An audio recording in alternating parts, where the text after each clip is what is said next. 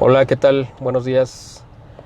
Hoy vamos a hacer esta transmisión sobre un tema que me pidió un amigo de Zamora que comentáramos sobre el zapatismo, o sea, el Ejército Zapatista de Liberación Nacional, que en días recientes, ya lo había hecho desde antes, desde la campaña, pero en días recientes volvió a manifestarse en contra de las políticas de López Obrador. Entonces mi amigo nos pidió una opinión, un comentario sobre el zapatismo, y creo que es muy propicio hablar de este asunto porque puede generar cierta confusión. Eh, para entender más o menos cómo está el asunto este del zapatismo, tenemos que remitirnos o remontarnos mucho tiempo atrás, pues yo diría que casi hasta los 70s o un poquito más atrás, cuando se formaron las primeras comunidades de base, empezando pues yo creo que en Cuernavaca con el obispo Méndez Arceo.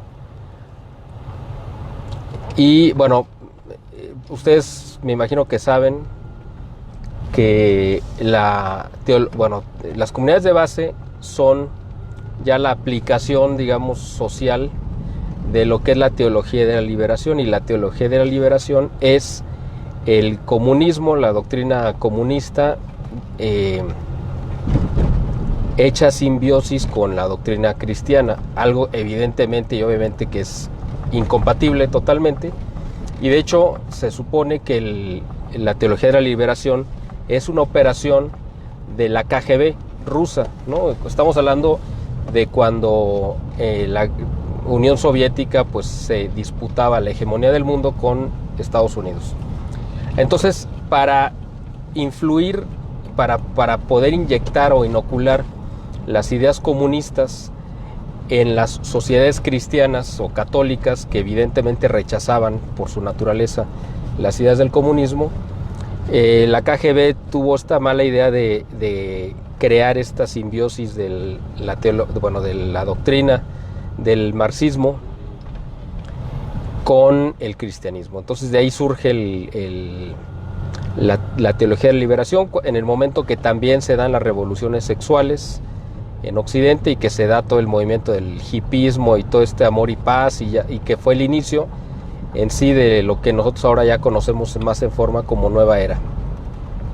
Entonces este es el contexto de donde surgen estas comunidades de base que empiezan a diseminarse por todo el país, pero básicamente sobre todo en comunidades pues pobres, por ejemplo en Chiapas, en el sur del país, aunque también en Jalisco hubo un centro muy importante en Ciudad Guzmán, que es una ciudad que se encuentra al sur de Guadalajara.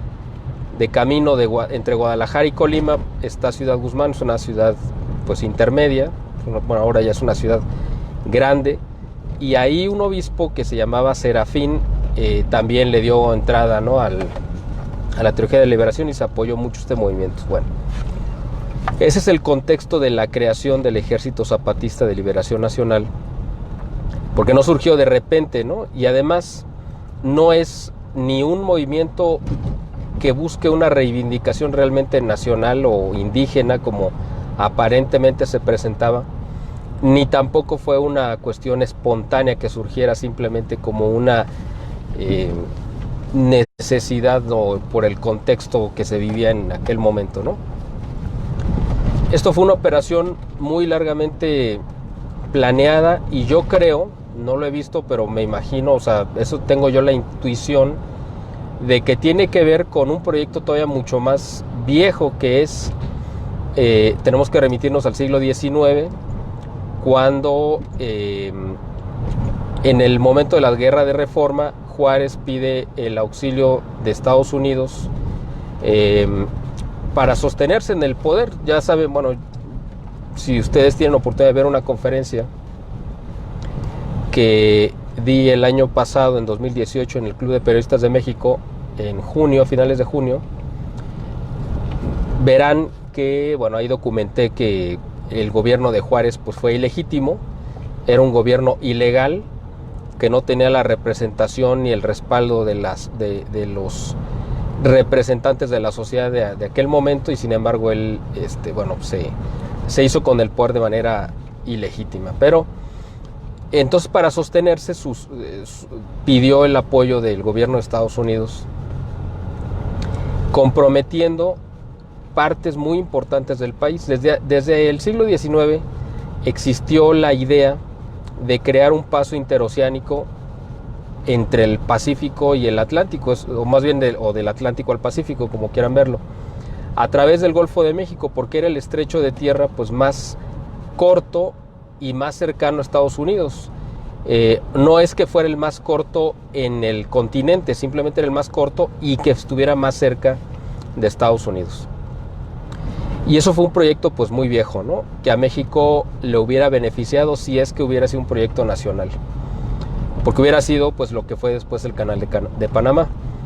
Sin embargo, con Juárez él lo ofrece, ¿no? Lo compromete un paso a perpetuidad, y entregándole además el control militar a Estados Unidos a cambio de que le dieran armas y dinero, ¿no?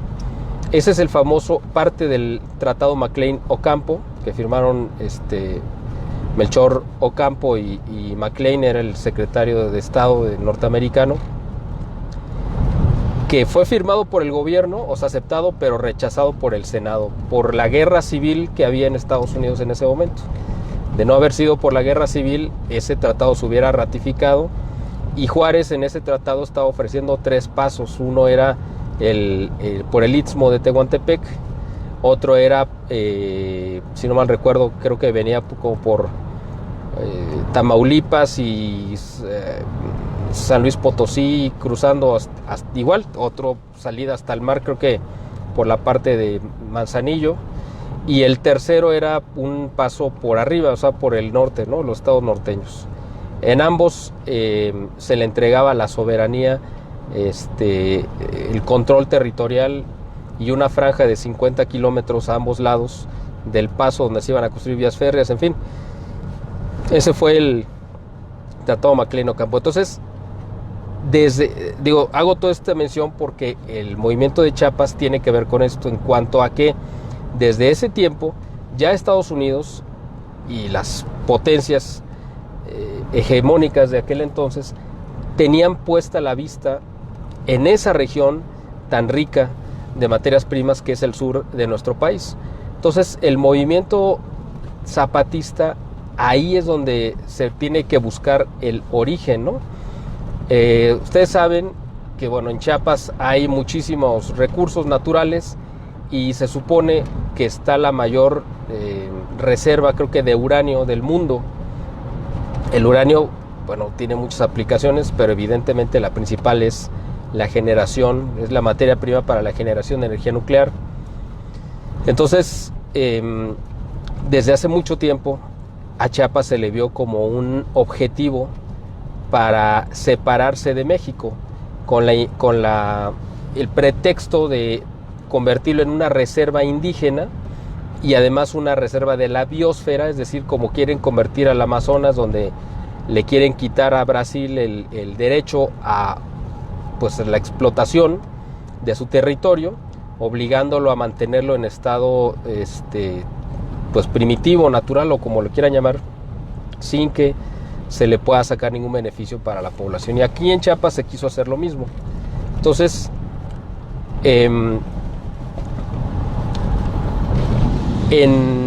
desde finales de los 80s o mediados de los 80s se empezó a preparar en Chiapas esto, que después estalló en la forma de un movimiento armado.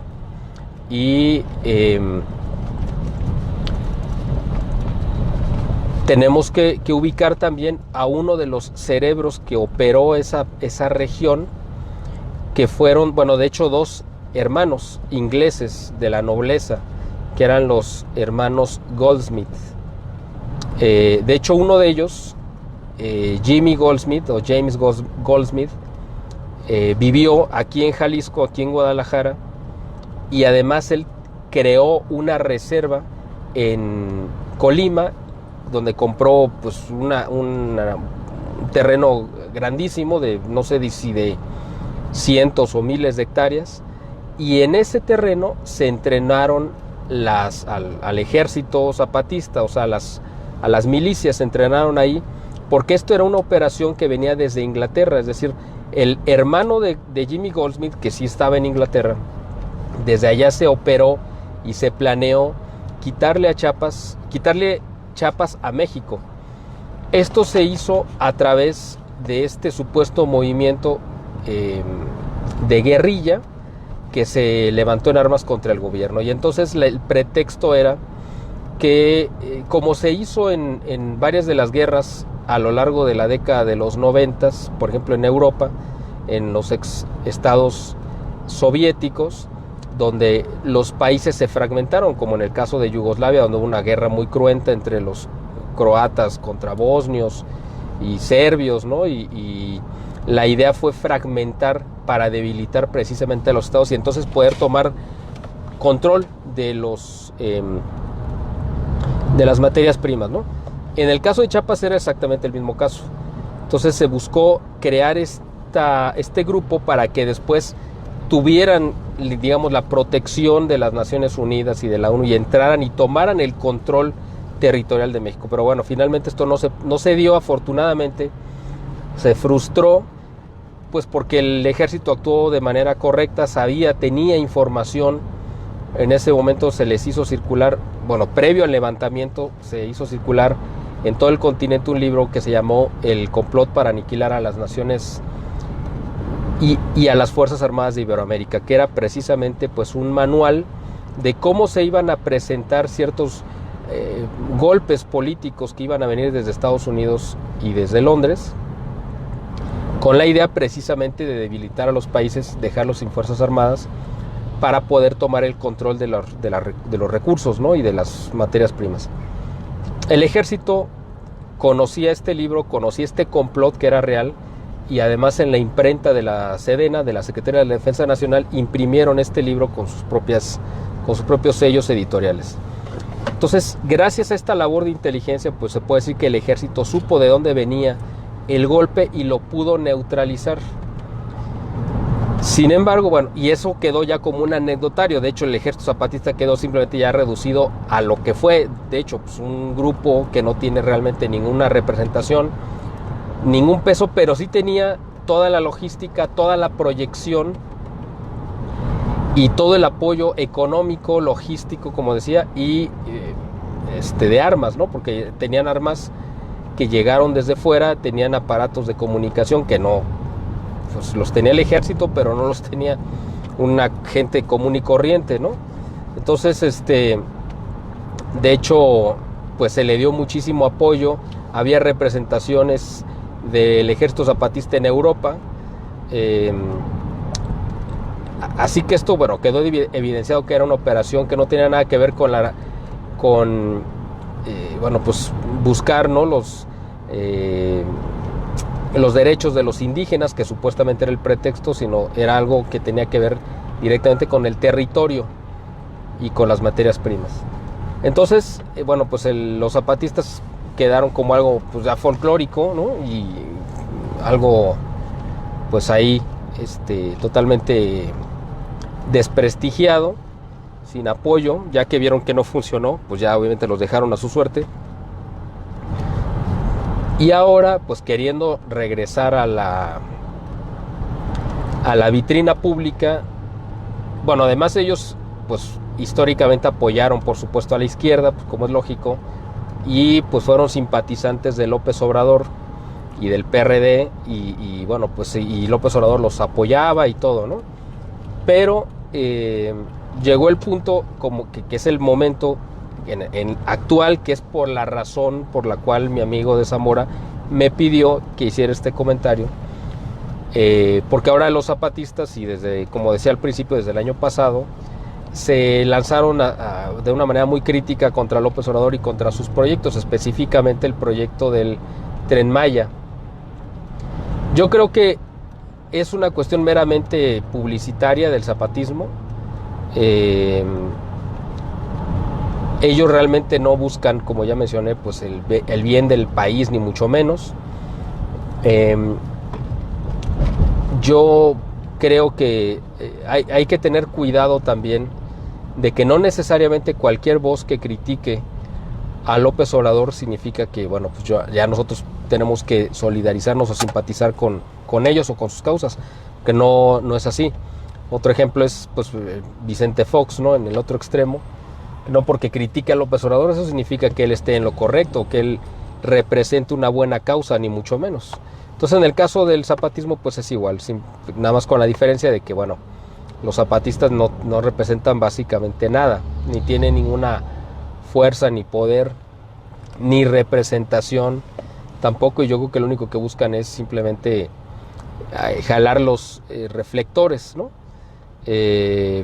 Curiosamente, quien más difusión y poder les dio pues fue Vicente Fox, ¿no? Cuando hizo esa famosa caravana zapatista que vino desde Chiapas, cruzando por los estados del sur del país hasta llegar a la Cámara de Diputados y dejarlos expresarse, cuando ellos habían rebelado contra las Fuerzas Armadas, o sea, le habían declarado la guerra al Estado mexicano, a la nación mexicana y al ejército, y les dan un trato como si fueran, pues no sé, como si fueran luchadores sociales, una cosa así, ¿no? Bueno, entonces yo simplemente creo que, ya para concluir el comentario, yo no creo que tenga ninguna relevancia que los zapatistas se lancen contra López Obrador. Quizá para lo único que pueda servir es que pues para muchos seguidores de la izquierda radical que ven en Marcos y en la figura del zapatismo pues causas o un movimiento que defiende las causas, ¿no? Olvidadas, quizá para ellos les sirva simplemente como una sacudida, que esos que eran aliados pues ahora estén peleados, ¿no? Yo simplemente creo que no valdría la pena darle más importancia a las declaraciones, pero sí hay que tomar en cuenta que evidentemente con un gobierno débil o con un gobierno como el de López Obrador, que está cometiendo tal cantidad de absurdos, sí se corre un peligro real de una fragmentación del país, porque precisamente le está abriendo las puertas a todas estas fuerzas que durante mucho tiempo han querido tomar control del país. Uno de ellos pues evidentemente es George Soros, y sabemos que López Obrador está actuando en base a la agenda de Soros, así que pues básicamente eso es el comentario que quería yo hacerles sobre el tema del zapatismo, y hay otros muchos temas que comentar que los iremos abordando en otras de estas columnas móviles o editoriales móviles, como le hemos llamado, que es bueno, pues aprovechando, ¿no? Digo, todo el tiempo estamos ocupados produciendo información y trabajo y material que sabemos que les es de utilidad, y también queremos aprovechar los traslados que hacemos de un lugar a otro, pues también para seguir bueno, pues eso, ¿no? Comentando algunos temas de actualidad. Les agradezco si tienen oportunidad de dejar algún comentario, alguna sugerencia, algún tema que quisieran que tratáramos, lo haremos con mucho gusto. Y bueno, pues les pido que estén al pendientes de las siguientes transmisiones.